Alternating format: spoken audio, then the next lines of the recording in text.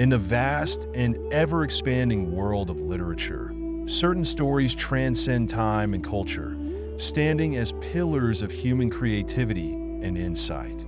They're the tales that shape our understanding of love, morality, identity, and existence itself. Today, we're diving into the rich tapestry of these timeless masterpieces, offering you a condensed yet immersive journey through 5 of the greatest books ever written. Our literary adventure begins with Madame Bovary by Gustave Flaubert, a scandalous tale of desire, disillusionment, and the pursuit of happiness. Step into the life of Emma Bovary, a woman torn between the confines of provincial life and her yearning for passion and beauty. Flaubert's groundbreaking realism paints a vivid picture of human frailty and the price of romantic idealism. Next, we venture into the depths of the human soul with Fyodor Dostoevsky's The Brothers Karamazov, a philosophical epic wrapped in a family drama. This novel confronts the eternal questions of faith, morality, and free will. Follow the Karamazov brothers as their clashing personalities and beliefs lead to a shocking crime and an unforgettable exploration of what it means to be human. From the complexities of the human condition, we set sail on the seas of myth and heroism with the Odyssey by Homer. This ancient epic charts the journey of Odysseus as he battles gods, monsters, and his own flaws to return home. It's a tale of resilience and wit that has shaped storytelling for millennia. Our journey then takes a modernist turn with Virginia Woolf's To the Lighthouse, a novel that captures the fleeting nature of time and the intricacies of family dynamics. Through Woolf's stream of consciousness narrative, we explore the inner lives of her characters as they grapple with ambition, loss, and the search for meaning. Finally, we delve into the Gothic romance of Jane Eyre by Charlotte Brontë. Follow the indomitable Jane as she navigates a life marked by hardship, independence, and love. Her story is one of resilience, challenging societal norms, and ultimately, finding self-worth and belonging. Join us as we unlock the secrets of these literary treasures, unraveling their powerful themes, unforgettable characters, and the profound insights they offer. Whether you're a seasoned reader or just beginning your literary journey, this video is your gateway to the world of classic literature.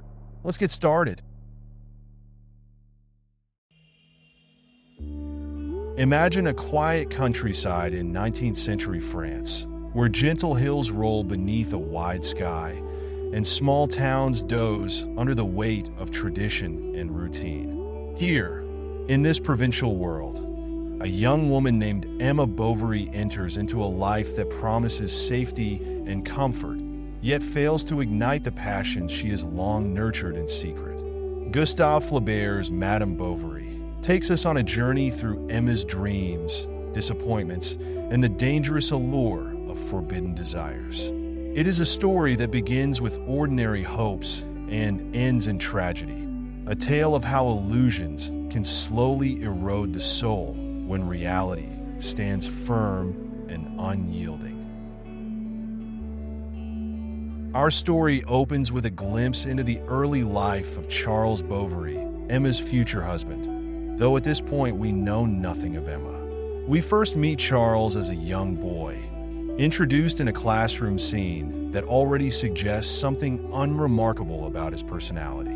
He is timid, clumsy, and eager to please, a boy who grows into a man possessing the same mild and unassuming traits. Charles becomes a country doctor, not a brilliant physician, but a gentle, somewhat bumbling practitioner, loved more for his kindness than for any particular talent. After losing his first wife, an older widow whose property influenced his mother's choice more than love ever did, Charles encounters Emma, the daughter of a patient. She is living with her widower father, Monsieur Rouault, on a modest farm known as Les Bertaux. Charles visits to set the father's broken leg, and in that farmhouse kitchen, beneath the simple beams and the scent of straw, Charles first lays eyes on Emma.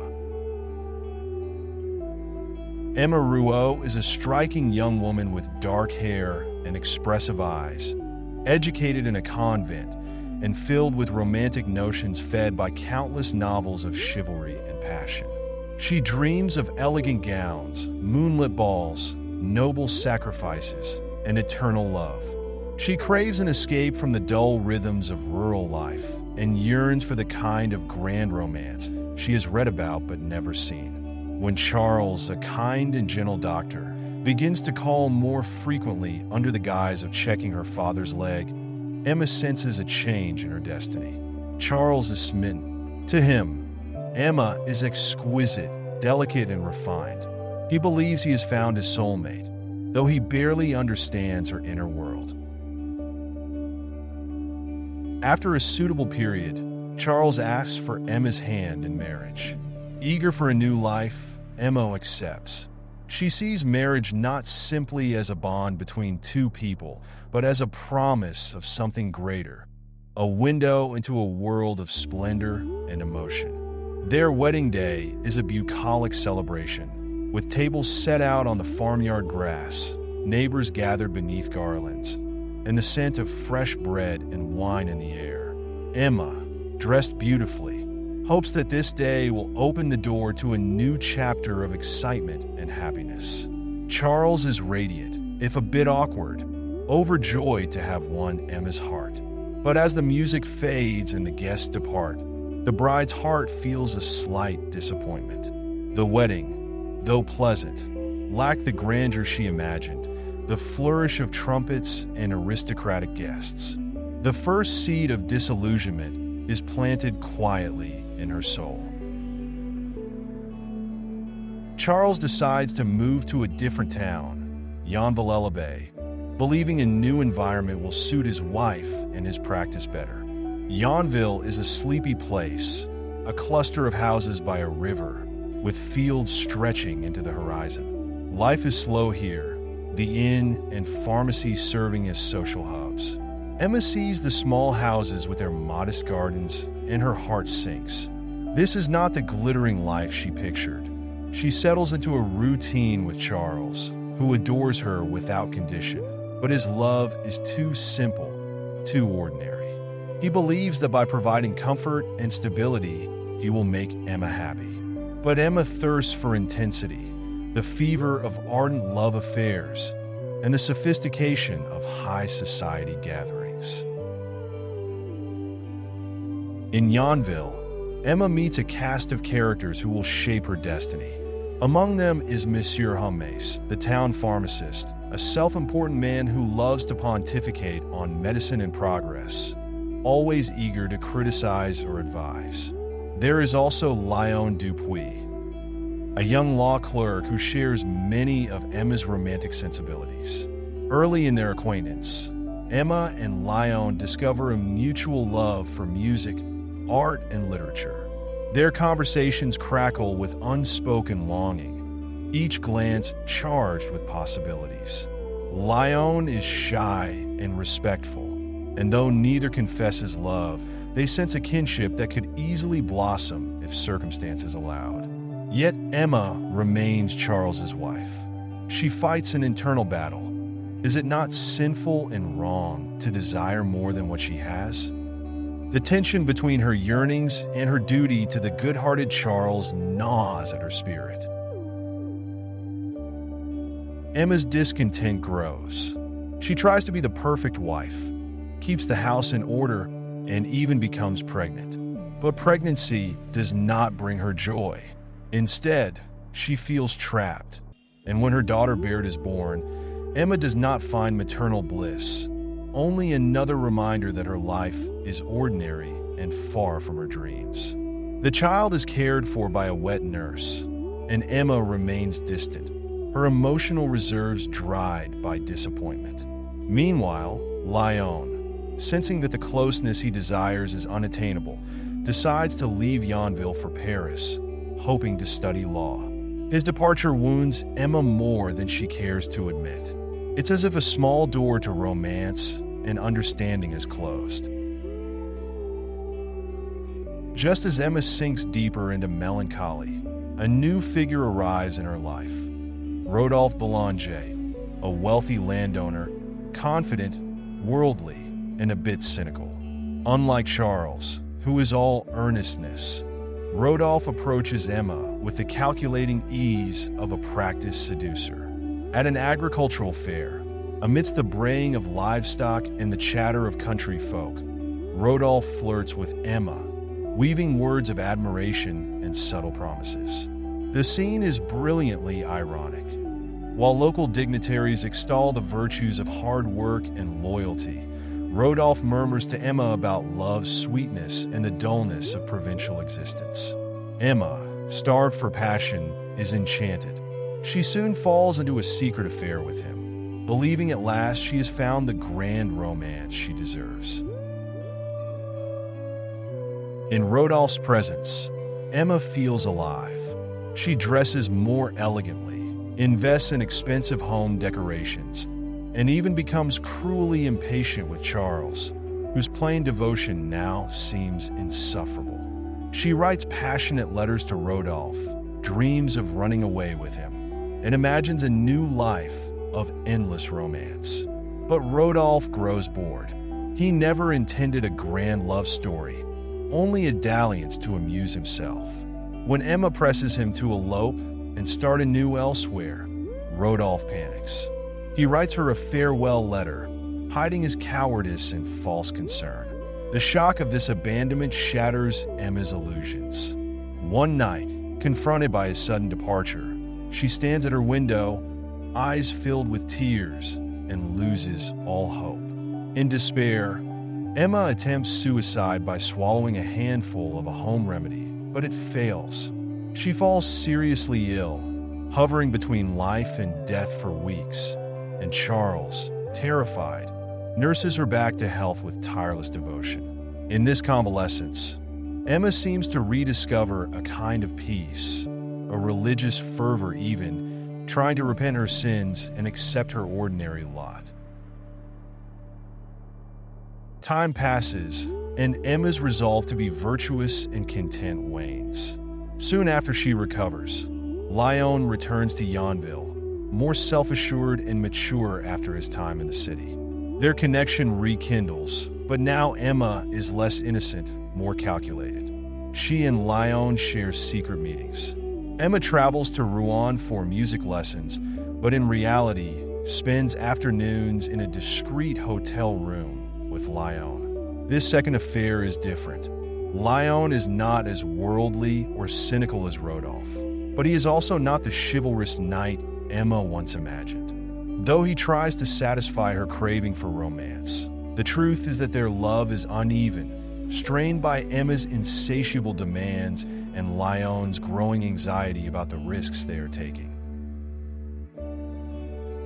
While Emma juggles her secret passions, she spirals into financial trouble. All along, she has been buying luxuries on credit from Leroux, a local merchant and moneylender. He tempts her with fine silks, elegant gowns, and stylish furniture. Emma, chasing the image of a refined life, cannot resist. Bills pile up. She signs promissory notes without understanding their gravity. Leroux, who has the air of a polite businessman, is actually setting a trap, planning to seize the Bovary's property once the debts become unmanageable. Emma's spending reflects her attempt to turn fantasy into reality, to transform her dusty existence into a sparkling romance. But no gown or piece of jewelry can fill the void in her soul. As her debts mount and the deadlines loom, Emma grows desperate. Her romance with Lyon loses its initial glow. He becomes irritated by her emotional dramas and the constant pleas for him to act more boldly, more gallantly. The flame that once felt so warm begins to flicker, revealing not the grand passion Emma imagined, but a tepid liaison that cannot sustain her dreams. The intensity of their encounters fades, replaced by strained conversations and awkward silences. Emma's disillusionment is complete. Neither Rodolphe nor Lyon has delivered the ecstasy she craves. Charles's unwavering kindness now appears as a dull background hum in her frantic life. Even religion, which she once clung to momentarily, does not soothe her restless heart. With the creditors closing in, Emma's panic is palpable. Sheriff's officers threaten to repossess the household goods. Charles is oblivious, trusting Emma completely, assuming everything is under control. Emma tries to raise money by pleading with Rodolphe, who greets her kindly but firmly refuses. His cool rejection stings her anew. She begs Lyon to help, but he too finds excuses. Emma is left alone, cornered, with no one to save her from the financial catastrophe she created. The lovely facade she tried to maintain is crumbling. In a final, desperate act, Emma turns to the village pharmacist Homaise's assistant for arsenic. She claims it's needed for a household task, and, given the lax controls of the time, she obtains it with ease. Back at home, with a trembling hand, Emma swallows the poison. The description of her slow, painful death is harrowing. She writhes in agony, and Charles, horrified, summons doctors who can do nothing. Emma's last hours stretch with excruciating detail, filled with moans, regrets, and half-formed apologies. The poison ravages her body, and the once beautiful, once passionate Emma Bovary dies in a state of wretched suffering. Her death is not the romantic exit she might have once fantasized about. It is grim and painful, a bitter end to her illusions.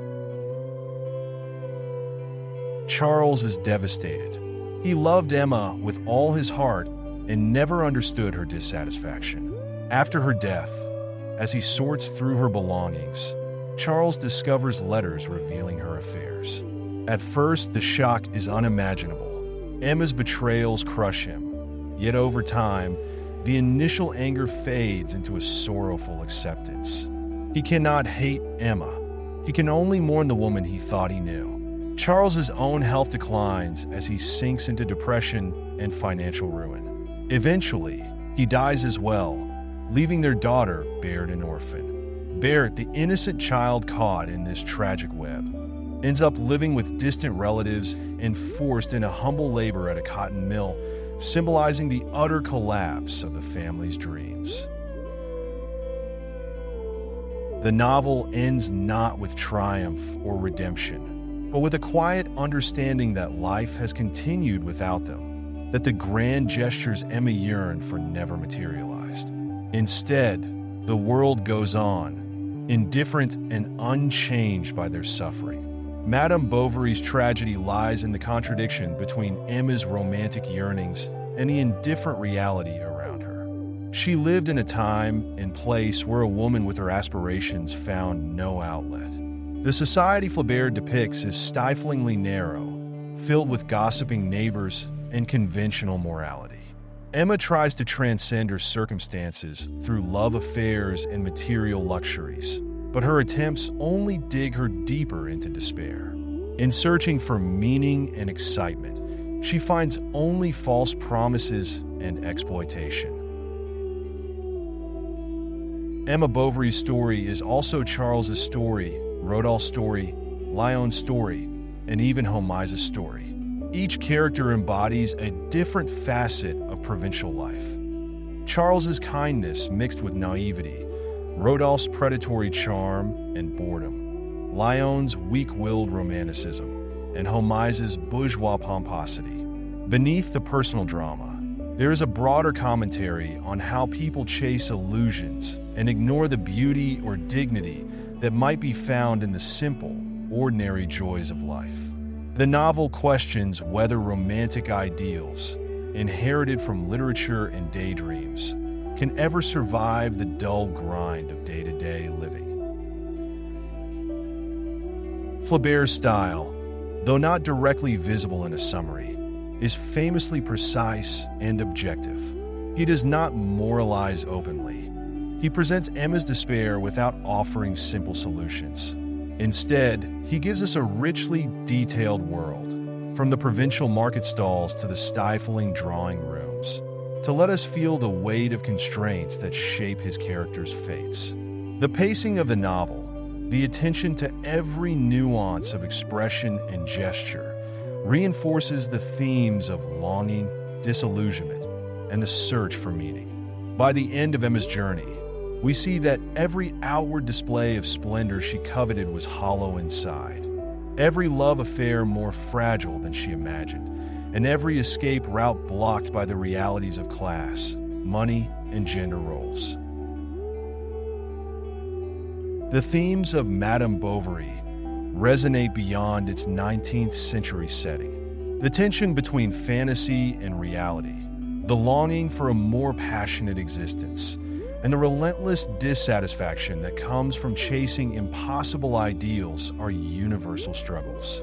Emma Bovary's tragedy is not just that she was a dreamer in a provincial town. It is that she never learned to find grace or happiness in what was real and attainable. She let illusions guide her, allowing them to become a prison instead of a source of hope.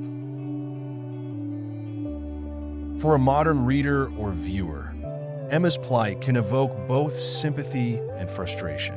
On one hand, we understand her disappointment. Life in a small town, married to a dull doctor, and surrounded by gossipy neighbors might suffocate anyone's spirit. On the other hand, Emma's own choices, her reckless spending, her coldness toward her husband and child, her relentless pursuit of selfish pleasure, contribute to her downfall. She bears responsibility for her fate just as much as society restricts her. In Charles's case, his utter blindness and passivity make him a tragic figure too. He never understood Emma's dreams, never asked himself if her discontent might be relieved by more than a kind word or a new dress. He believed love alone would suffice, and he never developed the insight to see that Emma's needs were different. His heartbreak at the end, discovering her affairs and the extent of her despair, is crushing. One can't help but pity him as he shuffles aimlessly after her death, a broken man left with only memories and regrets. Rodolphe and Lyon are also part of the commentary. Rodolphe, with his manipulative charm, shows how easily Emma's romantic ideals can be exploited. Lyon, though gentler, is ultimately weak and unable to meet Emma on the grand stage of eternal love. Both affairs, which she saw as escapes, crumble under the pressure of the real world, proving that the fantasy of perfect passion she yearned for was unsustainable. In the end, Madame Bovary is about the dangers of conflating life with artful illusions, of expecting reality to match the intensity of dreams spun from romantic novels and glamorous fantasies. The story repeatedly contrasts Emma's romantic literature-fueled expectations with the banality of rural French life. Through her downfall, Flaubert warns that to live entirely for idealized pleasures, be they love, wealth, or social prestige, is to court disaster. As we close this chapter on Emma Bovary and her world, we are left reflecting on our own lives. Are we, too, tempted by illusions that cannot survive the test of reality? Do we chase ideals that, once attained, reveal their emptiness? Or can we find beauty, dignity, and meaning in the imperfect realities we inhabit? The novel suggests that the answers are not simple. We must look honestly at ourselves and our surroundings, recognize that life will rarely conform to our most extravagant hopes, and learn to appreciate what is genuine, even if it lacks the grandeur we once imagined. In this way, Madame Bovary endures as a timeless exploration of human nature, a mirror held up to our own yearnings and discontents. Emma's tragic story invites us to question the sources of our happiness and the costs of our desires. It remains a powerful reminder that the line between hope and despair is thin, and that the pursuit of unrealistic ideals can exact a terrible price. By the final page, we are left with a lingering sense of melancholy and a renewed awareness of how delicate the balance is between what we dream and what the world is willing to provide.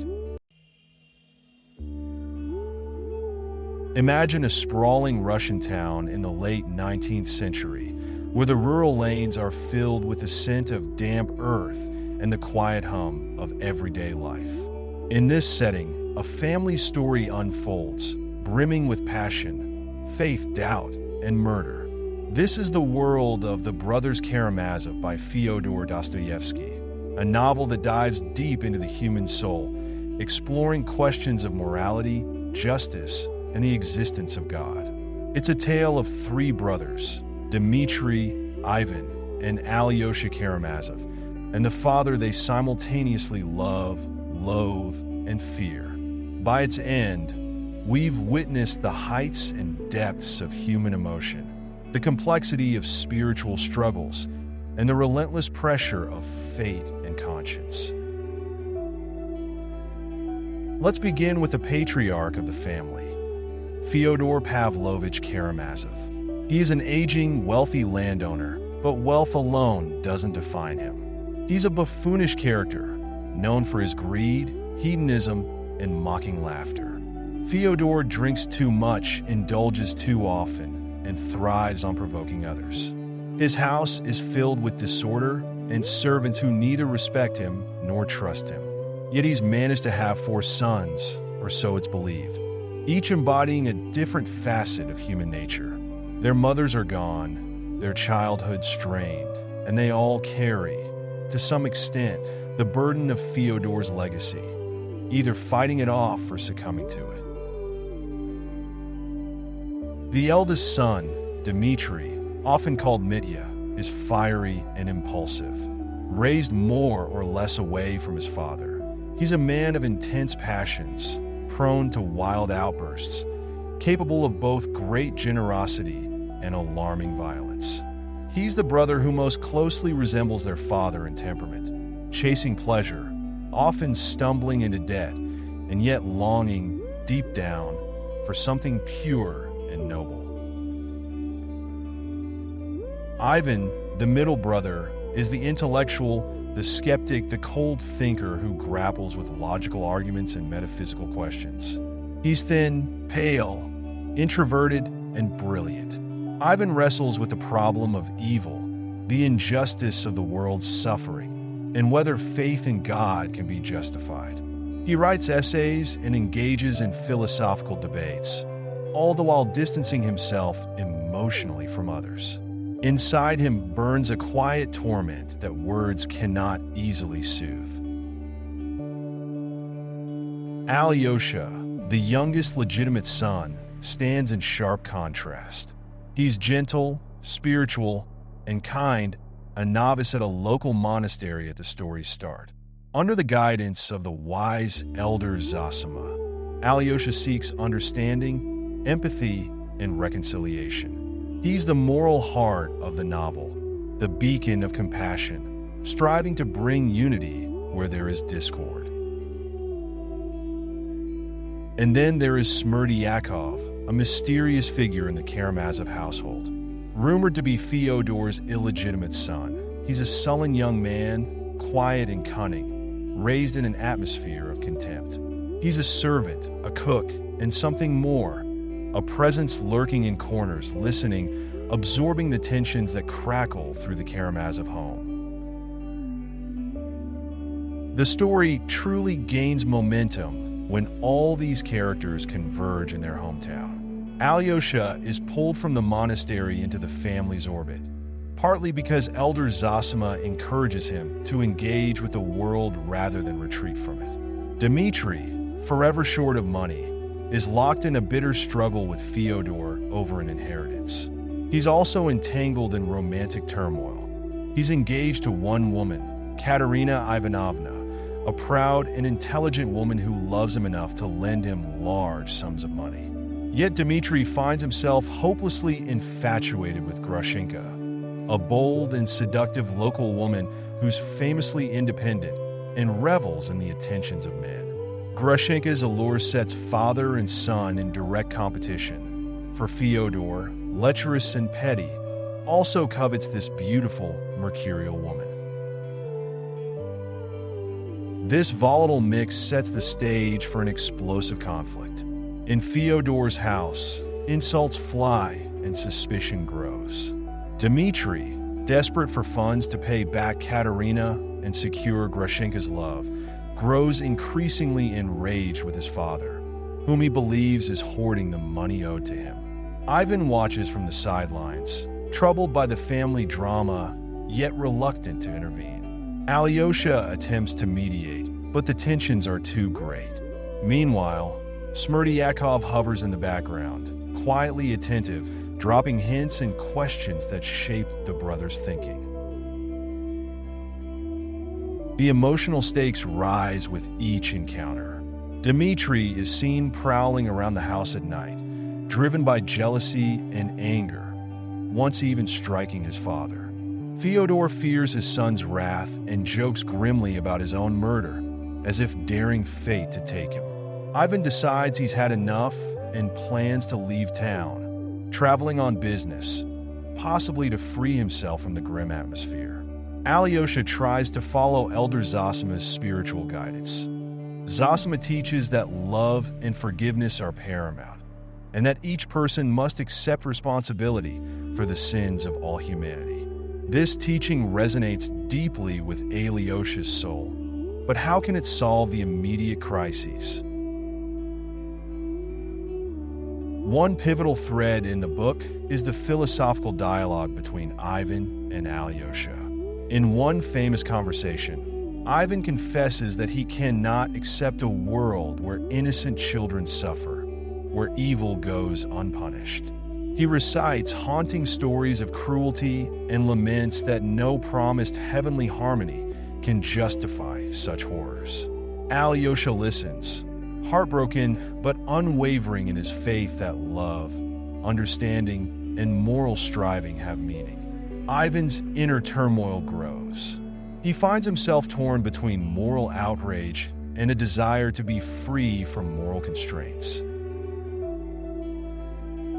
As tensions mount, Smerdyakov reveals peculiar traits. He admires Ivan's intellect and peppers him with philosophical questions, hinting that if there is no God, everything is permitted. Meanwhile, Ivan departs, leaving the conflict behind, his head filled with doubt and confusion. This absence and Ivan's chilly, intellectual stance toward morality become crucial to the unfolding tragedy. The tragedy comes in the form of murder. Late one night, Fyodor Karamazov is found dead, brutally bludgeoned. Suspicion immediately falls on Dmitri. After all, he publicly threatened his father. He's known to be volatile, and he's desperate for money. The night of the crime, Dmitri was running around frantically, brandishing pistols, seeking Grushenka, behaving like a madman. When arrested, Dmitri protests his innocence, but can offer no solid alibi. He does have a large sum of money on him, money that Katerina had entrusted him with, and he spent part of the night partying with unknown revelers. The circumstantial evidence is damning. To most observers, including the authorities, Dmitri is the obvious culprit. He's hauled off to prison, stunned and proclaiming his innocence. Alyosha believes him, but how can gentle Alyosha prove it? Ivan returns to find disaster. His father murdered, his brother jailed, and the family name in ruins. Disturbed and increasingly unstable, Ivan visits Smerdyakov, now sickly and lying on a cot in Fyodor's once chaotic household. Here, the truth emerges. Smerdyakov committed the murder. He reveals he acted partly out of resentment and partly inspired by Ivan's philosophical ideas. By consistently dismissing moral absolutes, by never directly intervening, Ivan gave Smerdyakov the intellectual green light. Smerdyakov claims Ivan's absence on the crucial night and his unspoken permission allowed him to kill. Smerdyakov, cunning and manipulative, relishes Ivan's shock. This conversation is a turning point for Ivan, who descends into feverish delirium. Ivan confronts a hallucination. The devil appears in his room as a shabby gentleman, mocking Ivan's previous convictions and underscoring his guilt. Ivan, rattled and gravely ill, tries to gather himself to save Dmitri by testifying. Meanwhile, Dmitri languishes in jail. Grushenka visits him, and they affirm a deep love, a longing to escape to America and start afresh, living a humble life of shared devotion far from Russia's grim judgments. Dmitri's character unfolds beautifully here.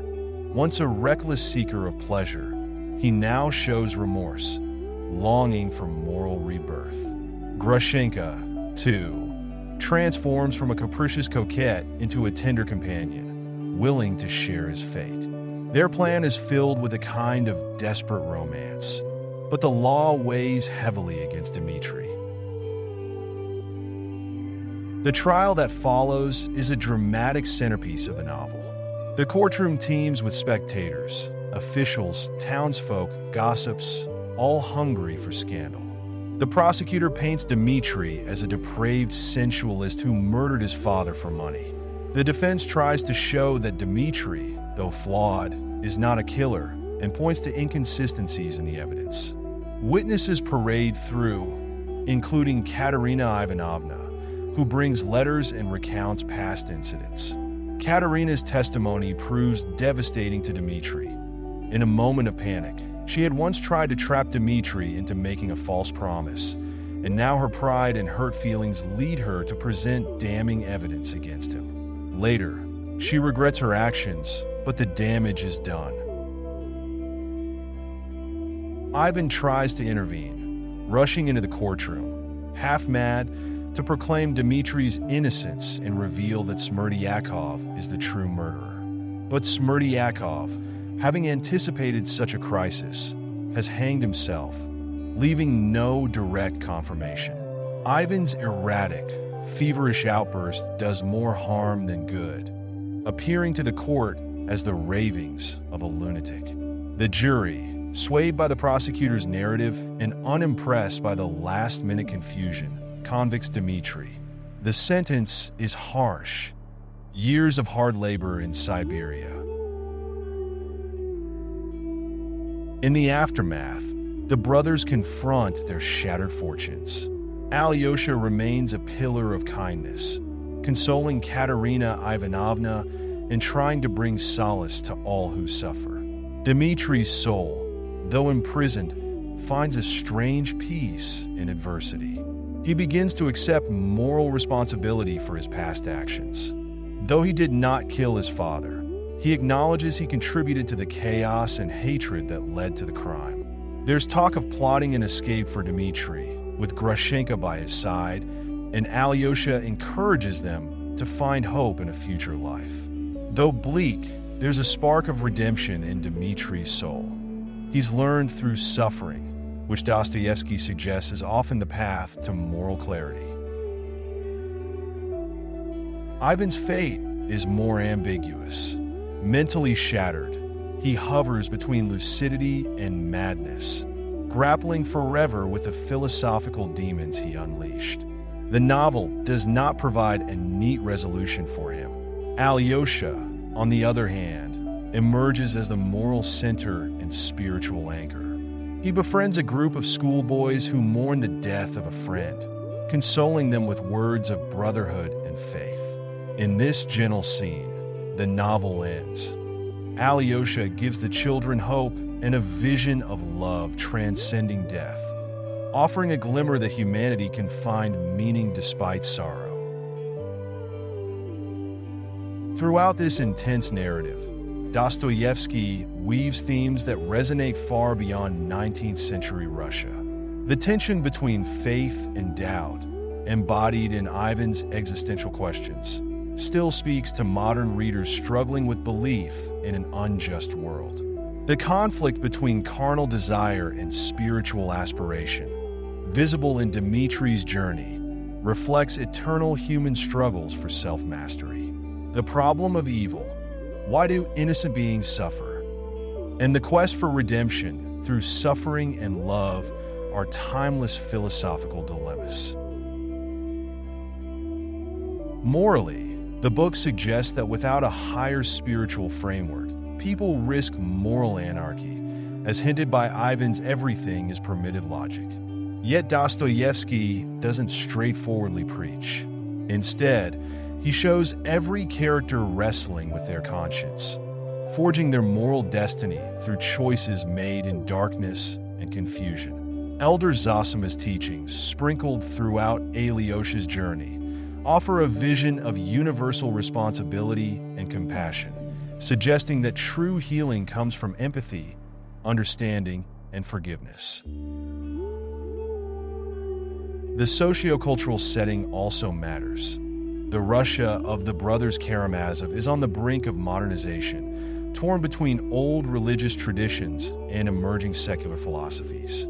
The townspeople gossip behind curtains and fence posts, and small dramas loom large because the larger world feels distant. The trial, with its passionate speeches and eager spectators, reveals a society hungry for moral certainties, yet easily swayed by rhetoric. The Karamazov's tragedy stands as a microcosm of the human condition. We yearn for justice, truth, and meaning, yet often flounder in chaos, pride, and fear. Dostoevsky also explores family bonds and the absence thereof. Fyodor's irresponsible fatherhood poisons the well from the start. His neglect shapes each son's fate. Dmitri's passionate chaos, Ivan's intellectual torment, Alyosha's search for spiritual healing, and Smerdiakov's resentment and cunning. The broken family dynamic mirrors the broken moral order of their environment. Love, when it appears genuine, as in Alyosha's care or Dmitri's eventual remorse, emerges as the only antidote to despair. Emotionally, the Brothers Karamazov pulls readers into the characters' anguish. We feel the heat of Dmitri's fury, the chill of Ivan's isolation, the gentle warmth of Alyosha's compassion, and the uneasy silence that envelopes them all. The murder and subsequent trial pulse with tension and fear, while quieter moments, a talk under a starry sky, a conversation with children by a stone, offer serene counterpoints. The ending refuses easy comfort. Dmitri still faces exile. Ivan's sanity hangs by a thread, and Emma. Oh wait, we mean that ironically referencing Emma from Madame Bovary is a slip. Typo aside, Alyosha's future remains uncertain.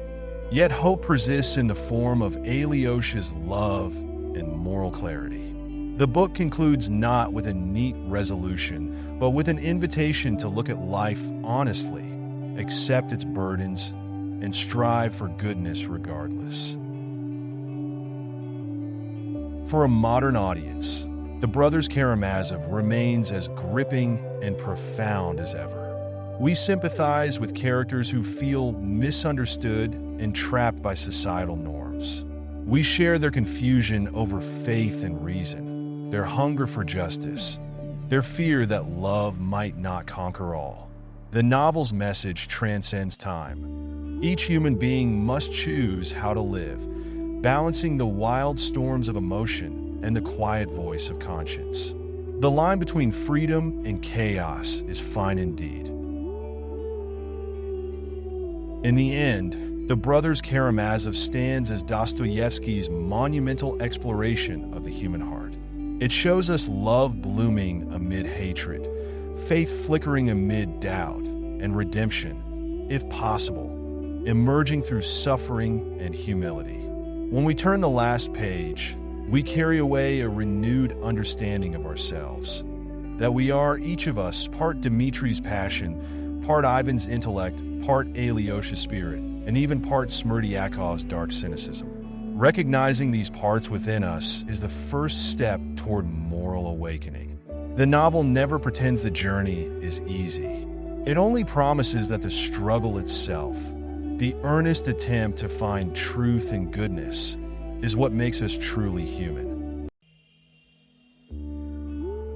Imagine a world long ago, when gods and heroes still walked the earth, shaping the destinies of mortals and weaving legends that would echo through the ages. This is the world of the Odyssey, an epic poem composed by the ancient Greek poet Homer. Set in the aftermath of the Trojan War, the Odyssey tells the story of Odysseus, a wily and resourceful king whose cunning and resilience are matched only by the enormity of his struggles. His journey home to Ithaca, an island kingdom far across the wine-dark sea, takes 10 long years. 10 years filled with unimaginable perils, strange lands, seductive enchantresses, ravenous monsters, and the ever-watchful eyes of gods who both aid and hinder him. The Odyssey is not just about a physical voyage across stormy seas and distant shores. It's also a profound exploration of character, morality, loyalty, and the enduring bonds of family and community.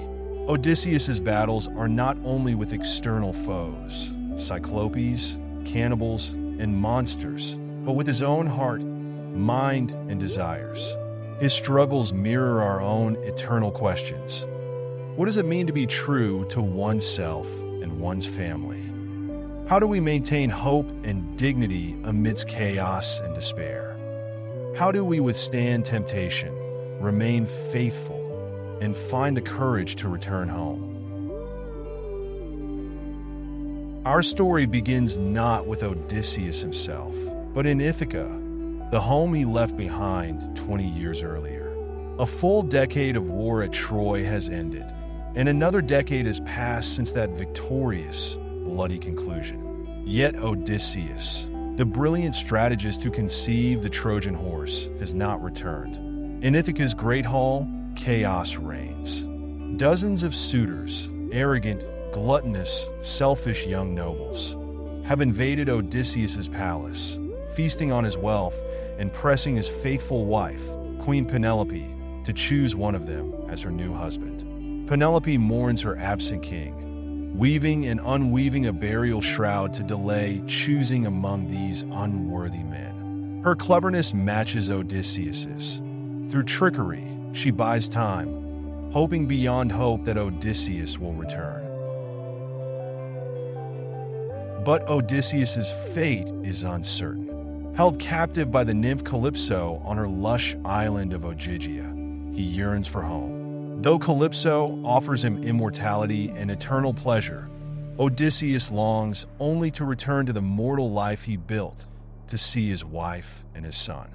This son, Telemachus, now grown nearly to manhood, chafes under the suitor's tyranny. Guided by the gray-eyed goddess Athena, who favors Odysseus for his wit and valor, Telemachus sets sail to learn his father's fate. He journeys to Pylos and Sparta, speaking with old Nestor and fair-haired Menelaus, comrades of Odysseus from the Trojan War. From them, Telemachus hears faint tidings. Odysseus is alive but delayed, roaming far seas. This voyage steels Telemachus's resolve and sets him on the path toward his own maturity. He begins as a timid youth overshadowed by bullies, and now he grows into a man who can stand beside his father, shoulder to shoulder. Meanwhile, in a distant council on Mount Olympus, Athena pleads Odysseus's case. Zeus decrees that the hero be set free. The messenger god, Hermes, orders Calypso to release him. Odysseus builds a raft and sails away, only to be shipwrecked once more by the wrath of the sea god Poseidon. who still nurses a deep grudge against him. Exhausted and battered by storms, Odysseus washes ashore in the land of the Phaeacians, a seafaring people blessed by the gods with prosperity and kindness. They welcome the ragged stranger, show him gentle hospitality, and ask him to share his story. Rested and comforted, Odysseus reveals his identity and begins the riveting tale of his wanderings after Troy's fall. Here the narrative shifts to Odysseus's own voice, recounting a series of adventures that would test any mortal's endurance and moral fiber.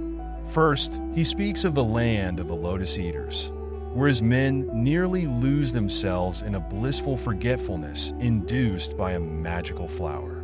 Next, the crew stumbles upon the island of the Cyclopes. There, they become trapped in the cave of Polyphemus, a monstrous one-eyed giant who devours some of Odysseus's men. With cleverness and courage, Odysseus blinds Polyphemus and escapes, but this deed earns him the everlasting hatred of Polyphemus's father, Poseidon. They sail onward, reaching the home of Aeolus, the windkeeper, who gifts Odysseus a bag containing all the unruly winds. But Odysseus's crew, curious and suspicious, opens the bag just before reaching Ithaca's shores, blowing them far off course again. They encounter the cannibal Laestrygonians, who destroy most of their fleet. Only Odysseus's ship escapes. Their next destination is the island of Circe, a powerful sorceress who turns some of the crew into swine. Here Odysseus shows his cunning once more, outwitting Circe with the help of Hermes' magical herb and winning her cooperation. They remain with her for a year, feasting and resting, while Odysseus's heart still longs for home.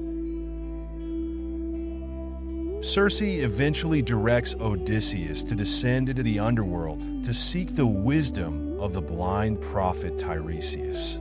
This journey to the realm of the dead is a haunting, shadowy passage. Among the ghosts, Odysseus meets fallen comrades and his own mother spirit. Tiresias warns him to avoid the sacred cattle of the sun god Helios if he hopes to return home alive.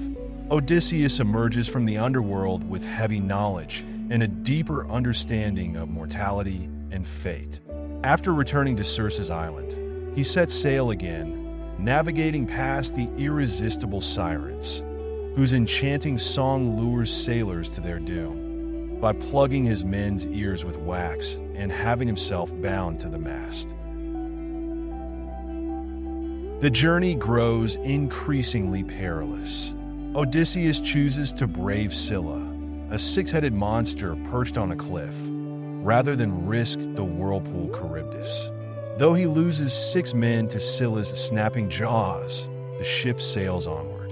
Eventually, they reach the island of Helios's cattle, and Odysseus warns his men not to harm the sacred beasts.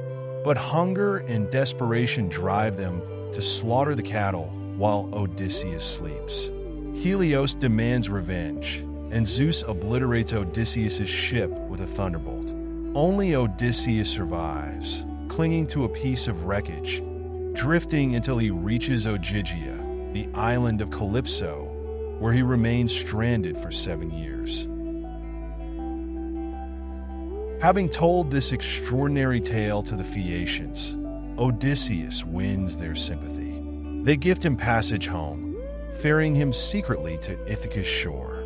There, Athena disguises him as a beggar, advising him to be patient and cunning. Now begins a different kind of test, not of brute strength or clever wordplay, but of emotional endurance and moral discernment. Odysseus's home is besieged by suitors who insult his memory, plan to kill his son, and pressure his loyal wife Penelope to choose a new husband. Odysseus must learn who is loyal and who is not. In secret, Odysseus visits Eumaeus the swineherd, a loyal retainer who offers kindness to the ragged stranger. He meets Telemachus, just returned from his voyage, and father and son embrace tearfully. Odysseus, still disguised, tests the servants and suitors. He endures abuse and mockery, his pride stinging, but he keeps his silence. Penelope, ever faithful yet weary, proposes a test of skill. She will marry the man who can string Odysseus's mighty bow and shoot an arrow through 12 axe heads. The day of reckoning dawns. The suitors fail the challenge, their arrogance shattered by the stubborn bow.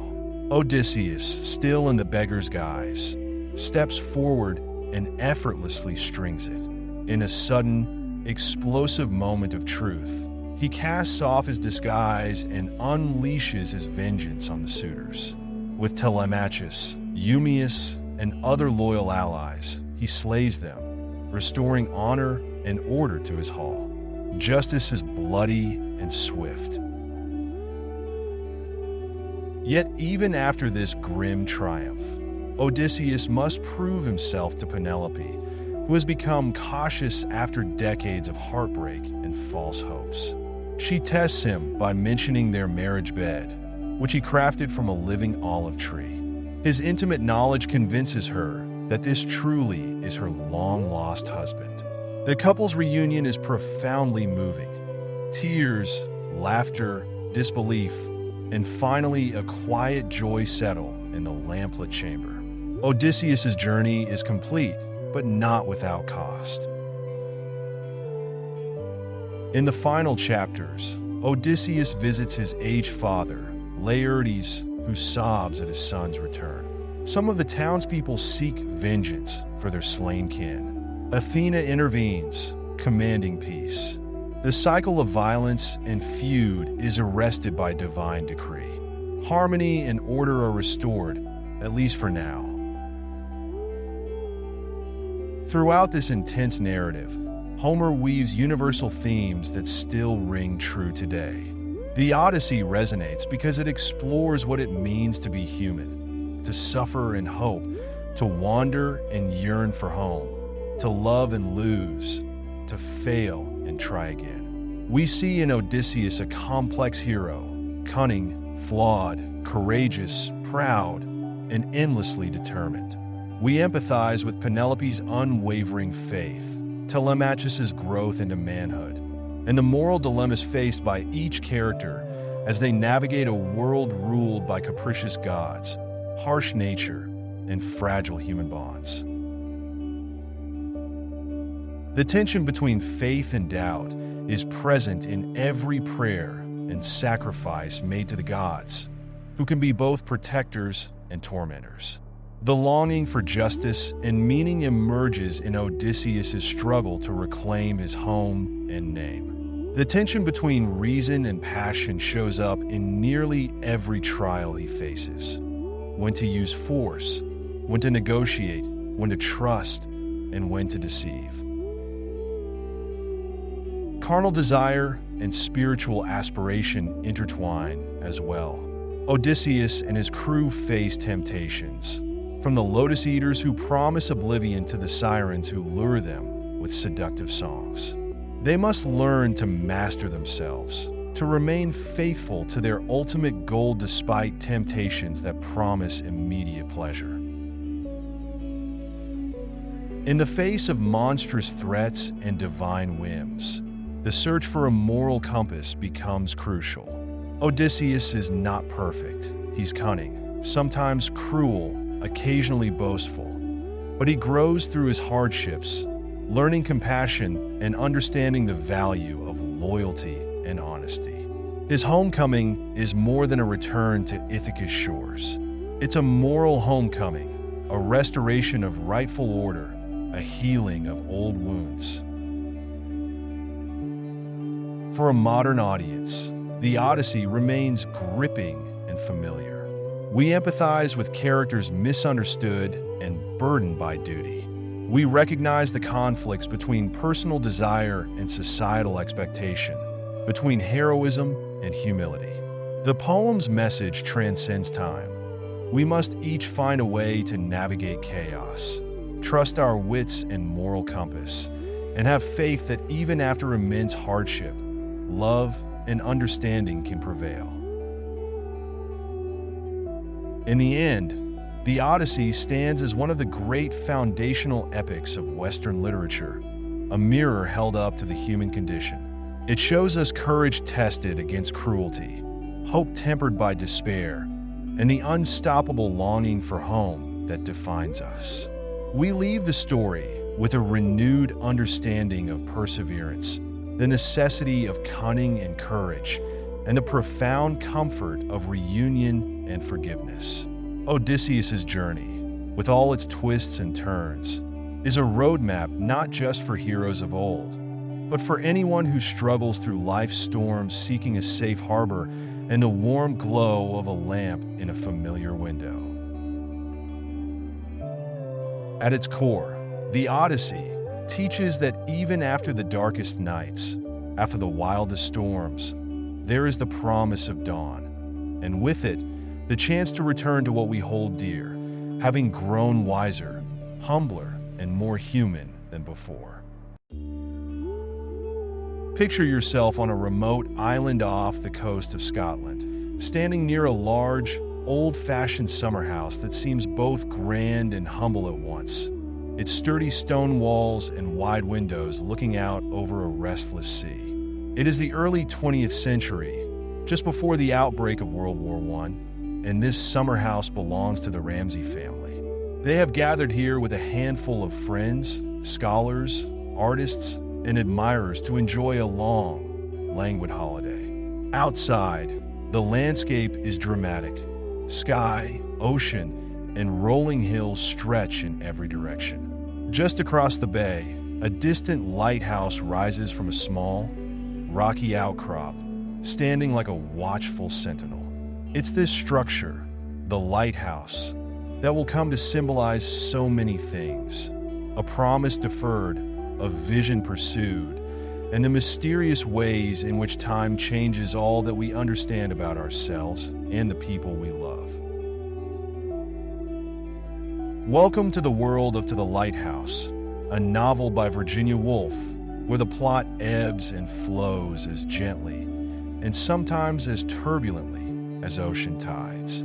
At its core, To the Lighthouse is not driven by a single moment of high drama, but rather by the subtle emotional currents of everyday life. The longing, the disappointments, the quiet triumphs, the grief, and the persistent search for meaning that fill each character's mind. Still, as simple as the day-to-day may seem, the novel is anything but dull. Within its pages, passions flare, hopes rise and fall, families grow and fracture, and lives are irrevocably transformed by the unstoppable march of time. In this summary, we will follow the Ramsays and their guests from the earliest moments of their summer holiday, when a young child's heart is set on a single promise, to the final journey years later that will bring closure, understanding, and a sliver of peace. We will see how the perspectives of multiple characters blend and collide, how memory and imagination shape reality, and how art, both painting and philosophy, serves as a lens through which these individuals try to comprehend their world. Our story opens in the world of the Ramsay family. Mr. and Mrs. Ramsay have invited friends and acquaintances to join them in their summer home, and the atmosphere is charged with the energy of so many distinct personalities sharing a single space. Mr. Ramsay, a respected philosopher, is both admired and feared. He has a sharp intellect, a demanding presence, and the tendency to assert intellectual authority over those around him. Perhaps he is a bit vain about his brilliance, or maybe he's just desperately insecure, always craving reassurances that he is capable, important, and valued. His wife, Mrs. Ramsay, by contrast, is the emotional heart of the home. She radiates warmth, beauty, and a gentle yet firm kindness that seems to make everyone want to stand a little closer to her glow.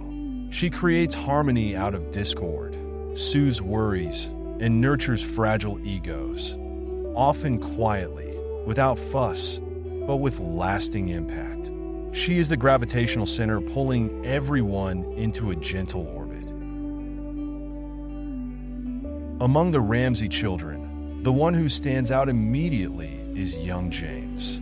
It is James who longs to visit the lighthouse. Ever since he can remember, he has looked out across the bay, scanning the horizon where the slender tower stands tall and pale against the sea's shifting blues and greens. To James, the lighthouse is more than a building. It is a dream, a promise of adventure, and an emblem of all the excitement and meaning life might hold. As the story begins, Mrs. Ramsay suggests that if the weather is good tomorrow, they might take a boat to the lighthouse. James's heart soars at the idea, but almost immediately Mr. Ramsay, ever the realist, interjects. The weather looks uncertain, he says. Almost certainly, they will not be able to go. This small contradiction cuts into James like a blade. He worships his mother and resents his father's cruelty in snuffing out this small spark of hope. In James's young mind, his father's pessimism is more than a difference of opinion. It's a fundamental challenge to joy and imagination. In the crowded rooms of the house, we meet the guests whose interactions will shape the emotional tapestry of this day. There is Lily Briscoe, a young painter who struggles with her art and her sense of self. Lily is quiet, observant, and unsure. In a world that often tells her that women cannot be great artists, she wrestles with doubt. She wants to paint a scene that captures something essential about the Ramsays and their world, particularly Mrs. Ramsay and James sitting together.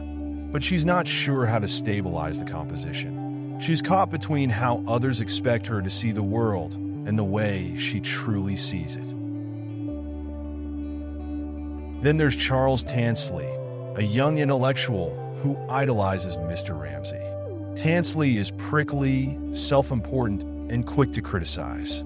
He insists that women cannot write or paint, not understanding the damage his careless remarks inflict on someone like Lily. Yet Tansley, like Mr. Ramsay, seems painfully insecure, constantly seeking approval and validation. We also meet Paul Rayleigh and Minna Doyle, a pair of young lovers visiting the Ramsays, brimming with youth, passion, and plans for their future. They have come to this summer house to enjoy the splendors of nature and the comfort of good company, perhaps not realizing that their youthful optimism is as delicate as a daisy in a stiff breeze. Andrew and Prue, two of the Ramsay children, watch them with a mix of fondness and curiosity, seeing in them the potential for love, marriage, and all those milestones of a life well lived.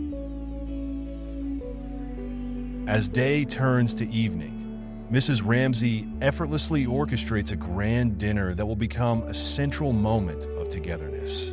The setting sun casts warm colors across the dining room, and in that delicate twilight, the guests gather, each bringing their moods, tensions, and unspoken questions. Mrs. Ramsay's presence at the head of the table is like a beacon of calm. She invites conversation, soothes conflicts, and ensures that everyone feels noticed. Yet even in her warmth, there is a quiet melancholy. She is painfully aware of the fragility of human connections, how easily misunderstandings arise, and how swiftly life can shift. Still, she works her subtle magic. The dinner, with its elegant dishes and flickering candles, becomes a moment when souls touch. Although no grand epiphany is declared aloud, under Mrs. Ramsay's gentle guidance, people sense that life can be beautiful and harmonious, if only for a short time. Lily watches Mrs. Ramsay throughout this evening with a mixture of admiration and frustration. She admires her hostess's ability to bring people together and create a sense of unity. But she is also aware that Mrs. Ramsay's worldview is rooted in a certain Victorian ideal of womanhood, patient, nurturing, often sacrificing personal ambitions. Lily, trying to forge her identity as an independent artist, wonders if she can ever reconcile these contradictions. The call to domestic harmony versus the individual pursuit of art and truth. As the night deepens, Mr. Ramsay's insecurities rise to the surface. He seeks from his wife the validation that he cannot give himself. Some reassurance that his intellectual work matters, that he is brilliant and vital. Mrs. Ramsay gives him what he needs, though it costs her some quiet strain, and he leaves her feeling bolstered. She then visits her children, tucking them in with a motherly tenderness that makes even the most restless child calm. In these gentle, almost sacred moments, we glimpse the deep love Mrs. Ramsay has for her family, even as she yearns for moments of solitude. The first section of the novel ends with this sense of potential, the promise of a trip to the lighthouse hovering in the air, though still uncertain. The characters have come together, revealed subtle hints of their inner lives, and retreated back into their own private thoughts. None of them realizes just how fleeting these moments are. The world is on the brink of huge changes. This Edenic summer can't last forever. In the second section, the novel leaps forward through time, shifting the tone dramatically. Years slip by like sand through fingers. The once vibrant summer house stands empty, neglected. Storms batter its walls. The Great War rages in Europe, death and destruction reverberating through the lives of these characters, whether they are present on the page or not. We don't see events unfold in detail. Instead, we see their aftermath. It's as if we've stepped into a long, quiet corridor lined with half-shuttered windows, through which we glimpse flickers of tragedy, loss, and change. We learn of Mrs. Ramsay's death. It happens off-stage, suddenly mentioned as a fact, yet its impact is immeasurable. The radiant center of the household, the gentle force that held everyone together, has disappeared. With her gone, the house falls into disrepair, her children scattered into their separate lives. Andrew, one of her sons, is killed in the war. Prue, her beautiful daughter, dies in childbirth. These tragedies are conveyed almost as whispers carried on the wind. The focus is not on grand funeral scenes or drawn-out laments. Rather, it is on how absence hollows out a space. The once bustling home, full of laughter and gentle arguments, now stands silent, furniture draped in white cloth, dust gathering on sills, and nature encroaching on once tidy gardens. This shift in time and focus reflects one of the novel's central themes: life's impermanence and the inevitability of change. Where once the question was whether the Ramsays would visit the lighthouse tomorrow, now the question is more existential. How do we reckon with loss? How do we understand the meaning of lives that flicker and vanish? There is no voice to comfort us now. Instead, Woolf shows us that the world continues to turn, the seasons cycle on, and time passes with an indifferent grace. Within this silence, Lily Briscoe and some other guests eventually return to the house after the war. They find it changed, haunted by absence. Lily, in particular, senses that Mrs. Ramsay's death has left something unfinished in her own life. Lily's painting remains incomplete. The vision she once had of capturing a moment in time, of arranging lines and colors to express a truth, is still elusive. Yet now, the painting no longer feels like a simple creative exercise. It's become a quest to reconcile the past and the present, to give shape to memories and emotions that have only grown more complex. Years have passed, and the Ramsay family, now reduced and altered by time and fate, returns to the old summer house. Mr. Ramsay has aged. He carries himself with the weight of grief and the burden of his own intellectual legacy. He is no longer quite the same formidable figure who once crushed young James's hopes with a pessimistic remark. He is softer in some ways, yet also more demanding in others. He needs reassurance that life still holds meaning. With him are James, now a young man, and Cam, his daughter. They have returned to the place that shaped their earliest memories, but the absence of their mother is palpable in every corner. The silence of the house, once filled with Mrs. Ramsay's presence, challenges them. They feel her ghostly influence everywhere. How she would have arranged the furniture, what she would have said at breakfast, how her laughter would have filled the gaps in conversation. Now, at last, Mr. Ramsay decides to fulfill the promise made so many years before. He proposes that they sail to the lighthouse. For James, who once longed for this journey with a child's fervent excitement, the prospect now stirs complicated emotions. He does not feel the pure joy he once did. He harbors resentment and hurt, old wounds that never truly healed. Still, he boards the boat with his father and sister. On this small vessel, father and children must navigate the choppy waters of their relationships just as surely as the physical waves. The journey to the lighthouse is no longer just a holiday outing. It symbolizes the attempt to bridge past and present, to find closure, and to acknowledge that life moves forward even after profound loss. Back on shore, Lily Briscoe sets up her easel. She faces the empty lawn, the old garden, and the distant line of the sea. She summons the memory of Mrs. Ramsay, feeling the woman's presence as strongly as if she still sat there knitting or reading a fairy tale to a child. Lily tries to return to her old painting, the one she never completed. But now, the painting is more than an attempt to please or impress anyone. It becomes Lily's way of understanding what has happened, of giving shape to the years, the deaths, and the emotional transformations that time has brought. She wants to capture in form and color what words cannot express, the poignant mixture of longing, grief, and love that defines human existence. As Lily paints, the narrative shifts between the shore and the sea. On the boat, Mr. Ramsay is tense. He tries to engage James, to compliment him, to connect.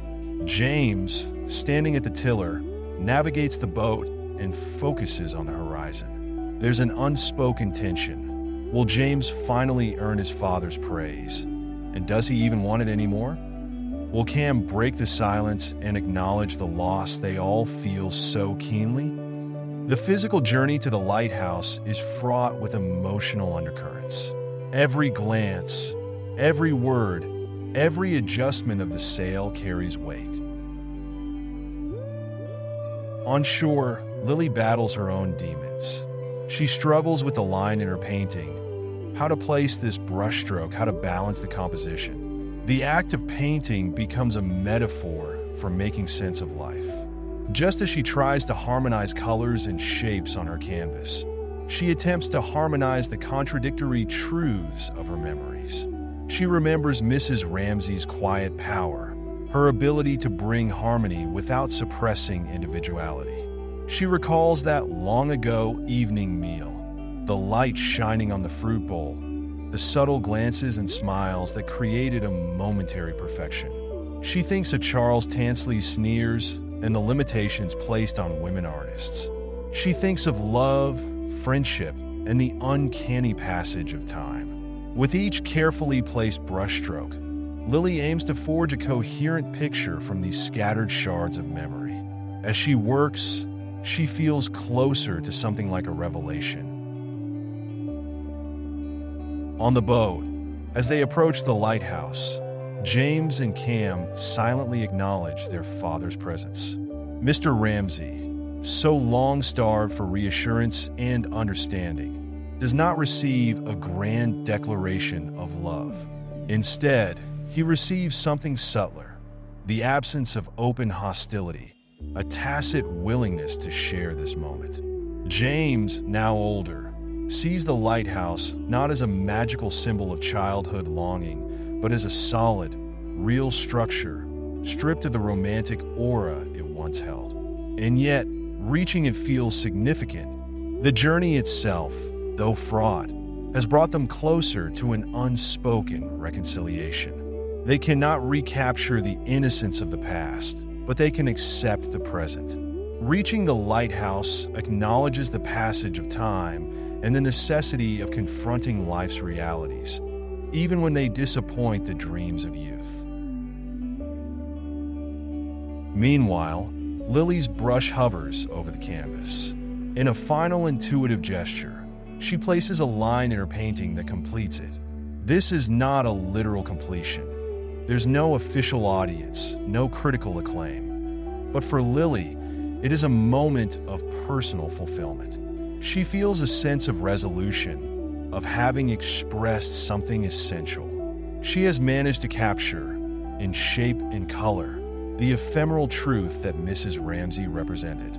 She has reconciled the contradictory impulses within herself, the need for independence and the love of human connection, the admiration of Mrs. Ramsay's nurturing spirit, and the desire to forge a different path. In completing her painting, Lily achieves her own quiet triumph, an internal harmony that mirrors the resolution the Ramsays find in visiting the lighthouse. Throughout this narrative, each character undergoes subtle yet profound changes. Mrs. Ramsay, who never lives to see the final return, remains a guiding spirit. In life, she was the center of their world. In death, she becomes a memory that guides their actions and shapes their understanding of love, art, and meaning. Her quiet influence endures, showing that the truest legacies are often felt in the whispers of memory rather than in public monuments. Mr. Ramsay's journey takes him from a position of dominance and intellectual pride to a more humbled, vulnerable state. Initially, he demands constant reassurance and validation, and though his insecurities never vanish entirely, by the time he steps onto the boat, he is a man who has lost his wife, his children's innocence, and his younger self's certainty. In the final journey, he learns to accept the love his children can offer, even if it is not delivered in the form he expects. He learns that meaning can reside not only in grand philosophical declarations, but also in small acts of shared experience. Lily Briscoe's transformation may be the most striking. At the start, Lily is timid, unsure of her artistry, constantly battling the voices in her head and outside that say a woman can't paint, can't create something lasting. Through the years, as tragedy reshapes the Ramsay family and the world around them, Lily finds the courage to paint not to please others or prove anything, but to understand herself.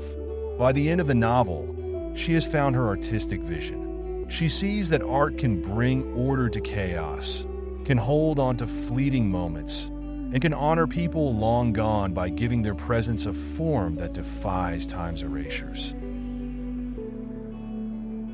James, who once hated his father for destroying a simple childhood dream, grows into a young man who can look upon that same father with a more complex understanding. He does not forget the pain of disappointment, but he realizes that human beings are layered and flawed, though what seemed like cruelty might have been insecurity or uncertainty. Cam, too, learns to navigate her father's moods and expectations with a calmer sense of self. Both children, once reliant on their mother's mediating presence, learn to negotiate their relationships without her. To the Lighthouse brims with themes that resonate long after the final page is turned. At the heart of the narrative is the relentless passage of time and the impermanence of life. The novel asks, how do we find meaning when everything slips away, people, youth, opportunities, and the illusions we hold about ourselves and each other? Another central theme is the complexity of human perception. Each character sees the world differently, filtered through personal fears, desires, and insecurities. Reality, the novel suggests, is not a fixed entity, but a mosaic created from multiple viewpoints. Mrs. Ramsay's nurturing nature, Mr. Ramsay's intellectual rigor, Lily's artistic eye, all are valid ways of understanding the world, yet none offers a full picture alone. Art and creativity emerge as powerful responses to life's transience. Lily's painting stands for the human effort to seize the ineffable essence of moments, to make them last. Through art, the intangible love, memory, personality can be given tangible form, granting a kind of immortality. The novel also contemplates gender roles and societal expectations. Mrs. Ramsay embodies a traditional femininity that soothes and comforts, while Lily struggles against a world that dismisses women's creative endeavors. Through their silent dialogue, the book explores whether women must choose between nurturing others and pursuing their own artistic visions, or whether a balance, however uneasy, is possible. Finally, the lighthouse itself symbolizes the human need for a guiding principle, a fixed point in a shifting universe. At the start, for James, the lighthouse is a promise. Later, for the family, it becomes a destination laden with emotional baggage. For Lily, it is part of the landscape she tries to paint, an object that exists outside human time, steadfast yet remote.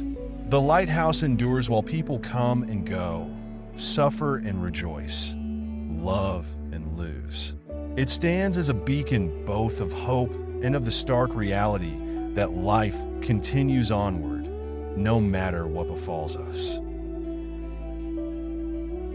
The Isle of Skye in Scotland serves as more than just a backdrop. Its weather and landscape reflect the moods and themes of the story. On that first day, when Mrs. Ramsay promises the trip and Mr. Ramsay doubts it, the weather's unpredictability mirrors the uncertainty of human plans. The sea is at once inviting and foreboding, its waters shimmering in the summer sun and roaring in the silence of war and loss. The physical decay of the house during the war years symbolizes the internal decay of relationships, the erosion of hope, and the vacuum left by death. The cultural and historical moment, just before and after World War I, underscores the novel's concerns.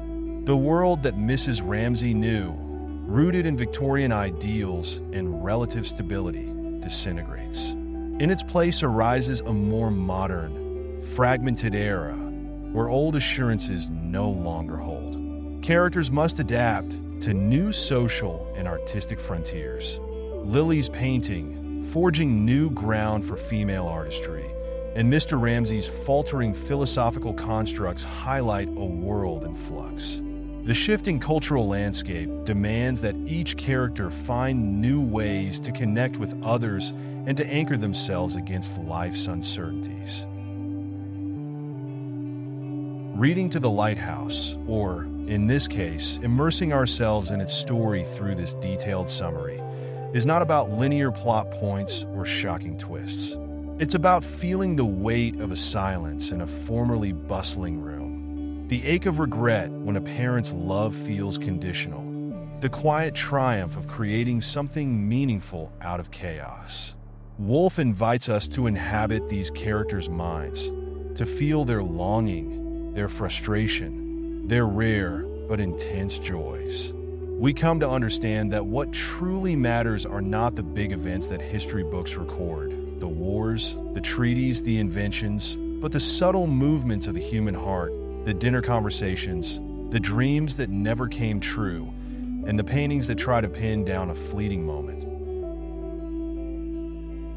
This emotional core keeps the novel alive long after its final pages. And in summarizing the book, we aim to retain that sense of intimacy and longing. We see ourselves in Lily's doubts, in James's resentments, in Mr. Ramsay's pleas for reassurance, and in Mrs. Ramsay's desire to make the world beautiful and harmonious, even if only for an evening. As the story ends, no one proclaims any grand lesson. The characters don't break into a speech about what they've learned. Instead, the peace that arises is subtle. On the shore, Lily quietly has her moment of artistic clarity, finishing her painting and feeling that somewhere, Mrs. Ramsay is acknowledged and understood. On the boat, James and his father reach the lighthouse. They have finally fulfilled the promise that began so many years ago. Though the experience is not as James once imagined, there is a sense of completion, of something resolved. The journey to the lighthouse has become a ritual of closure, a way of confronting loss and change head-on. The final strokes of the story remind us that life is a tapestry of beginnings and endings, losses and recoveries. We see that it is possible to move forward without forgetting what came before, to carry the memory of loved ones into a new era. Lily's painting will endure, at least in her mind and memory, capturing the essence of Mrs. Ramsay's presence. The lighthouse still stands, watching silently as generations pass through, and the sea continues its eternal dance under shifting skies. Ultimately, To the Lighthouse guides us to an understanding that the beauty of life lies in its very transience. Just as light shines and dims, just as waves crest and fall, our lives unfold in moments, some joyful, some painful, but all ultimately meaningful because we inhabit them fully. In returning to the lighthouse after years of absence, the characters demonstrate that we can make peace with time's relentless flow. Lily, finding the final line for her painting, shows that we can capture truth and beauty even if only in fleeting glimpses. And in recalling Mrs. Ramsay's grace, we see that those we love never truly vanish. They remain with us, illuminating our journeys like a distant but unwavering beam of light. In this layered, emotionally rich narrative, Virginia Woolf distills the essence of human existence: longing, loss, love, art, and the quiet search for understanding. Although the plot seems simple at first, a family trip delayed and then finally undertaken, the emotional currents run deep and wide. By the end, we feel as if we too have traveled to the lighthouse, not just physically, but in spirit, and emerged with a more profound sense of what it means to live and remember. Picture a world shrouded in mist and mystery, where the moors stretch endlessly, and grand, shadowy mansions hold secrets behind every locked door. Imagine a young girl whose spirit burns brighter than the grim landscapes that surround her, someone who quietly insists on dignity and independence in an era that would so often deny her both. This is the world of Jane Eyre, and at its core is a heroine whose journey from a tormented childhood to the brink of heartbreak and back again remains one of the most enduring stories in English literature. Charlotte Bronté's novel is at once a haunting Gothic romance, a coming-of-age tale, and a sharp social commentary. It unfolds over decades of Jane's life as she struggles against the constraints of her society, her own quiet fears, and the complicated yearnings of her passionate heart. To truly understand and appreciate Jane Eyre, we must follow Jane herself from her earliest days as an orphan child, isolated and unloved, right through to the moments when she must choose between duty and desire, morality and passion, self-respect, and the powerful bonds of love. Along the way, we'll meet a cast of vivid characters, some kind, some cruel, some caught in their own swirling storms of emotion. We'll witness betrayals that change lives forever, revelations that explode long-guarded secrets, and decisions that alter Jane's destiny, and by extension, the fates of everyone around her. Our story begins in the austere elegance of Gateshead Hall, the home of the wealthy Reed family. It is a place of strict hierarchy and simmering resentments hidden behind proper Victorian manners. Here we find Jane Eyre as a young child, plain, slight, and set apart. She is not a servant, yet not quite accepted as a family member either, for she is an orphan, begrudgingly cared for by her wealthy Aunt Reed. From the outset, Jane is subjected to the cruelty of those who should have protected her. Mrs. Reed, stern and cold, views Jane as a burden. The Reed children, especially the spoiled and bullying John Reed, take every opportunity to torment and belittle her. Jane's status is that of an outsider, with no parental love, no champion to defend her. Yet within this quiet, neglected girl grows a fierce sense of self, a moral integrity that will not be easily diminished. We see early glimpses of Jane's strength when, after being physically attacked by John Reed, she rebels. Instead of cowering, she speaks back, voicing her indignation at the injustice she suffers. This is startling in a Victorian child, especially a dependent orphan. Jane's resistance is punished by an ordeal. She is locked in the Red Room, a chilling, silent chamber rumored to be haunted by the ghost of Mr. Reed, her late uncle, the only Reed who had ever shown her kindness. In that lonely, terror-stricken night, Jane's young mind grapples with fear, guilt, and isolation. This experience cements her sense of being different, of needing to rely on her own strength. Yet it also sows within her the seeds of endurance and resilience. We watch Jane find solace in books, in imaginative flights of fancy, and in small acts of defiance that preserve her dignity. Ultimately, Aunt Reed wants to rid herself of this troublesome child and dispatches her to Lowood Institution, a charity school for orphan girls. Though this seems like a dark fate, it is also a sort of liberation from the oppressive air of Gateshead. Jane departs, carrying with her a fierce sense of self-worth that will not easily be extinguished. If Gateshead was a prison of loveless luxury, Lowood feels like a grim purgatory of privation. The institution stands in a remote, bleak landscape. It is led by Mr. Brocklehurst, a stern hypocrite who preaches Christian humility and austerity while living a comfortable life himself. Under his iron grip, the girls shiver through winters with meager food, minimal warmth, and strict discipline. Illness stalks the halls. Yet, amid these hardships, Jane begins to find both purpose and companionship. Foremost among the figures who shape her early adolescence is Helen Burns, a gentle, saint-like older girl who exudes a spiritual serenity and moral elevation that stand in sharp contrast to the harshness of Lowood. Helen endures petty humiliations and injustices with a calm forbearance that amazes Jane. Her faith and stoic acceptance of suffering broaden Jane's understanding of how one might cope with a cruel world. While Jane admires Helen, she cannot fully share Helen's inclination for passive endurance. Jane's spirit demands something more. She believes in justice, in fairness, and in challenging wrongdoing. But Helen's friendship offers Jane her first taste of being truly cared for and understood. This closeness, however, is short-lived. When a typhus epidemic rages through Lowood, taking the lives of many girls, Helen falls gravely ill.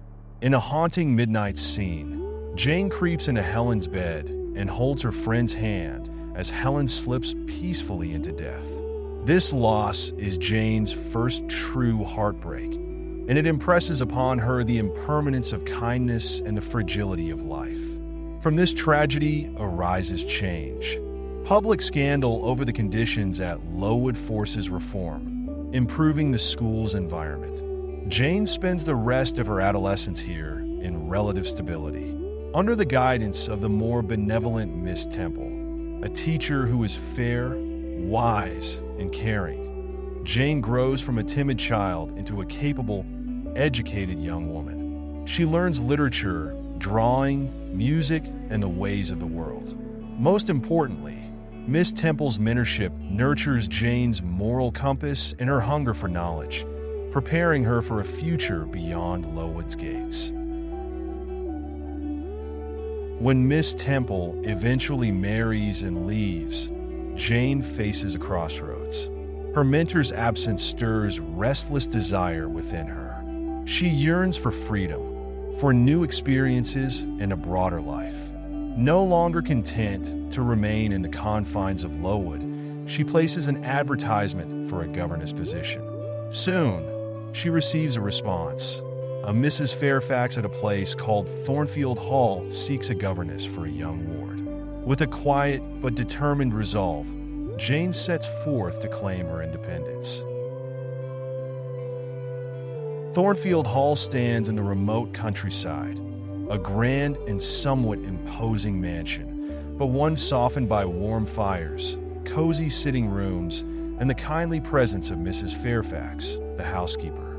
Thornfield is peaceful, orderly, and stable, a far cry from the cruelty of Gateshead and the austerity of Lowood.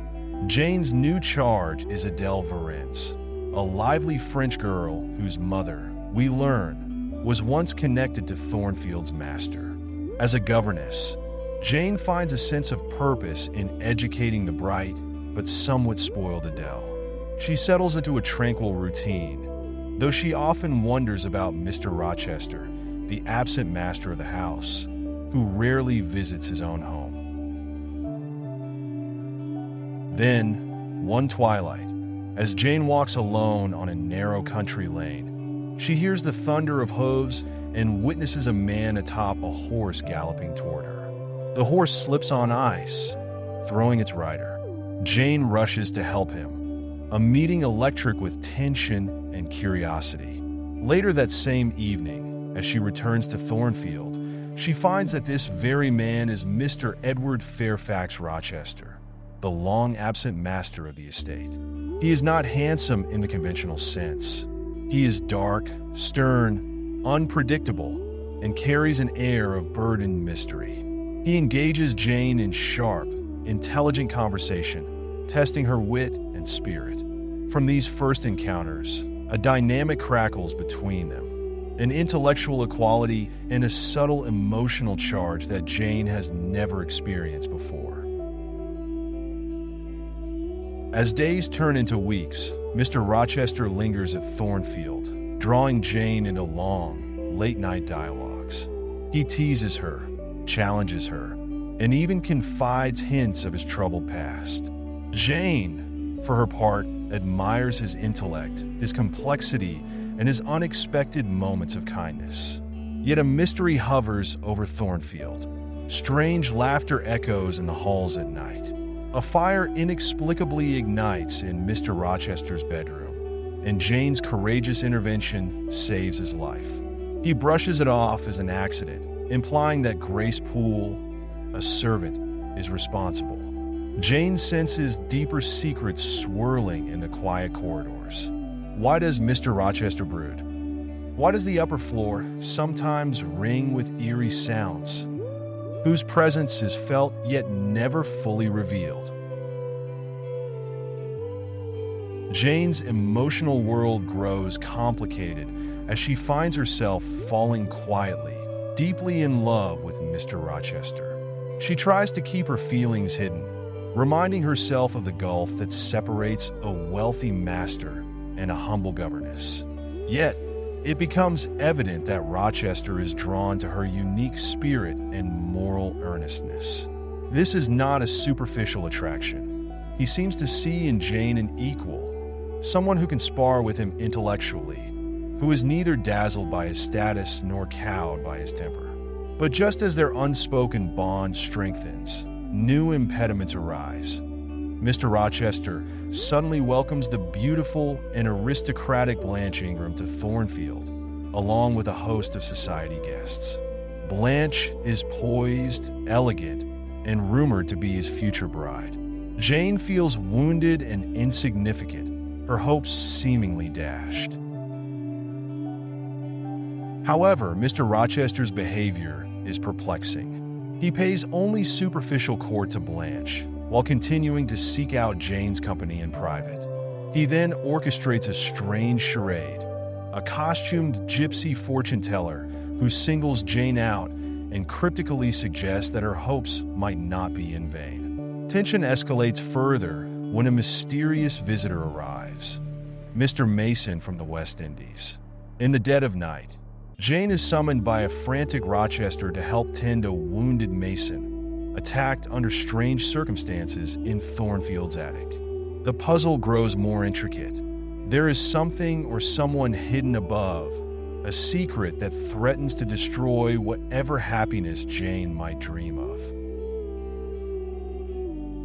After Mason's swift departure, Mr. Rochester's mood grows more urgent.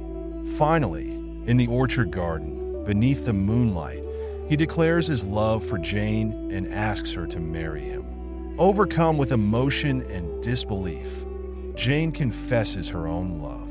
In this moment, it is as though all barriers have fallen. The master and the governess stand as equals, two souls who recognize and cherish each other's worth.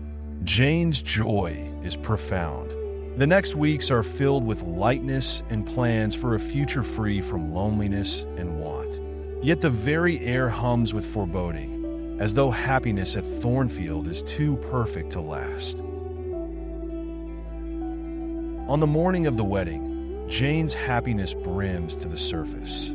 But just at the moment when the vows are to be exchanged of voice objects, Mason returns, accompanied by a solicitor, to reveal the truth. Edward Rochester is already married.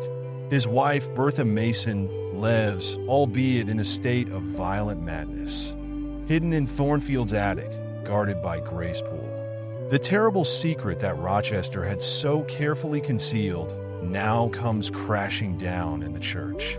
Jane is stunned, betrayed, shattered.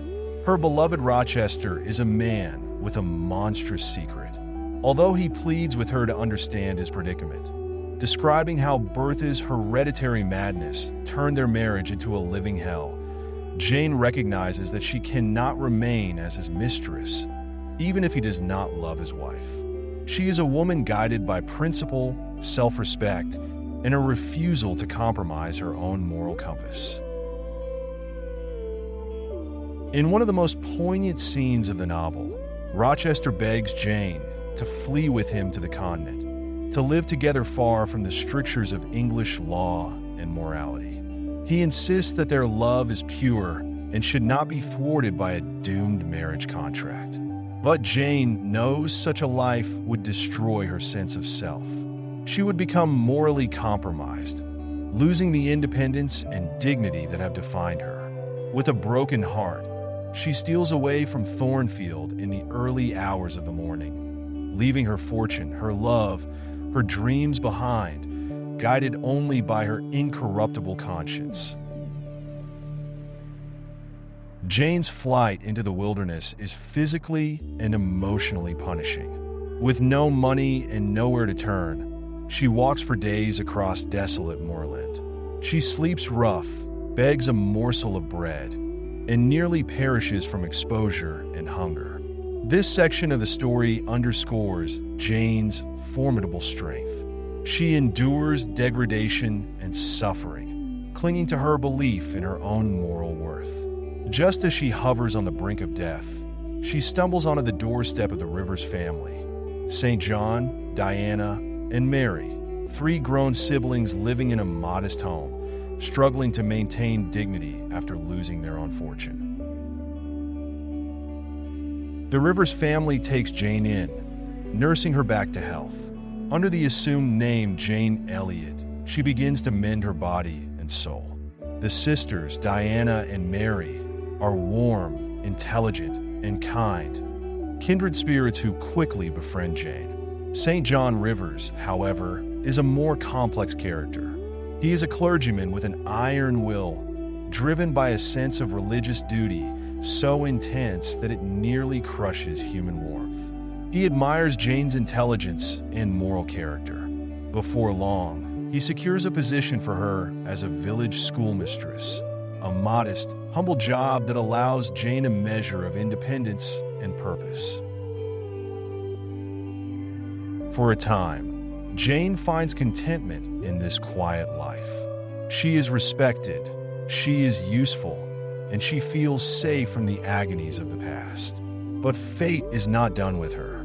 A surprising turn of events brings news that Jane's long-lost uncle, Jane Eyre, has died in Madeira, leaving her a substantial inheritance. Overnight, Jane becomes a wealthy woman. This fortune, £20,000, would have been enormous in her day. After a life of want and dependency, she now can stand truly on her own. Overjoyed by her good fortune, and touched by the kindness the Rivers family showed her when she had nothing, Jane proposes to share the inheritance equally with her newfound cousins. In doing so, she secures for all of them a measure of comfort and financial stability. The Rivers sisters are delighted, but St. John is more reserved. He seems distracted, focused on his grand ambitions to become a missionary in India. And now, with Jane's newfound wealth and freedom, he sees a potential partner in his holy cause. St. John begins to pressure Jane to marry him and accompany him to India. He admires her strength and believes she could be a useful helpmate in his missionary work. But he does not love her, not in the passionate, all-consuming way Jane once knew. His love is cold, calculated, devoid of personal warmth. He offers Jane a life of duty, sacrifice, and relentless toil, stripped of the emotional fulfillment she craves. Jane nearly yields out of a sense of moral obligation and familial gratitude, but her heart rebels. She knows that to marry without love, to tie herself to a man whose stern will would eclipse her spirit, would be a betrayal of everything she stands for. At the height of this inner conflict, Jane experiences a supernatural moment. She seems to hear Rochester's voice calling her name across the moors. It is as if their souls are still bound, separated by distance but not by feeling. This eerie call reinvigorates her resolve. She refuses St. John's proposal.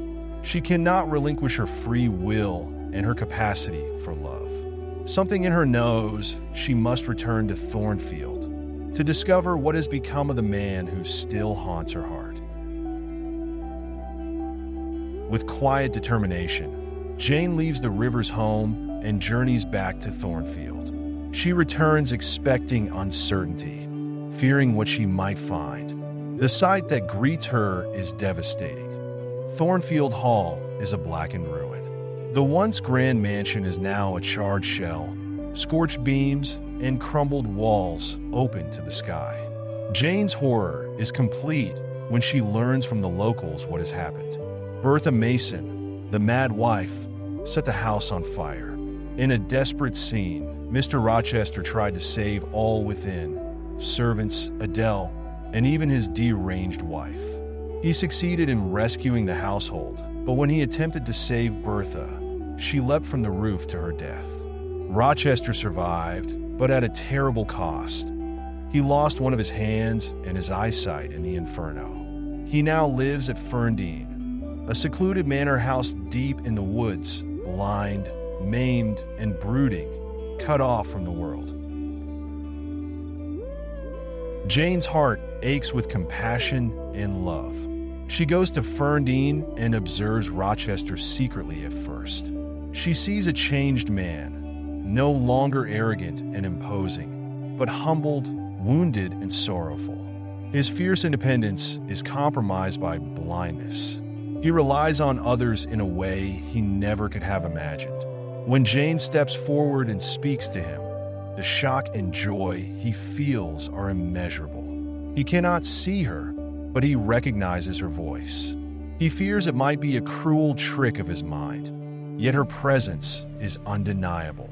Jane, now an independent woman of means, with no need to bow to any master, freely chooses to return to him. Their conversation crackles with the intensity of reunited lovers who have suffered long and deeply. In these final chapters, all the barriers that once stood between them fall away. Jane is no longer a powerless governess dependent on Rochester's goodwill. She is now his equal, morally, financially, and spiritually. Rochester, humbled by suffering, is stripped of his former arrogance. He can see more clearly with his inner eye than he ever could with his sighted one. He recognizes that Jane's return is a miracle of love and forgiveness. He asks her again to be his wife, and this time, nothing stands in their way. Jane and Rochester marry quietly. Their life at Ferndean is one of deep mutual understanding, tenderness, and growth. Over time, Rochester partially regains his vision, enough to witness the face of their firstborn son. This final image, Rochester's restored vision and the family they have created, symbolizes the restoration of wholeness that love, integrity, and perseverance can achieve. The power of Jane Eyre lies not only in the unfolding drama, but in the richness of its characters and the depth of its themes. Jane herself is a trailblazer, a plain, penniless orphan who insists on being treated as an individual of moral worth. At every turn, Jane asserts her right to think, to feel, and to choose. She rejects the idea that her destiny should be dictated by social class, gender, or wealth. Instead, her choices reflect a fierce commitment to ethical principles, equality, honesty, respect for herself and others, and a desire for genuine emotional connection, not surface-level propriety.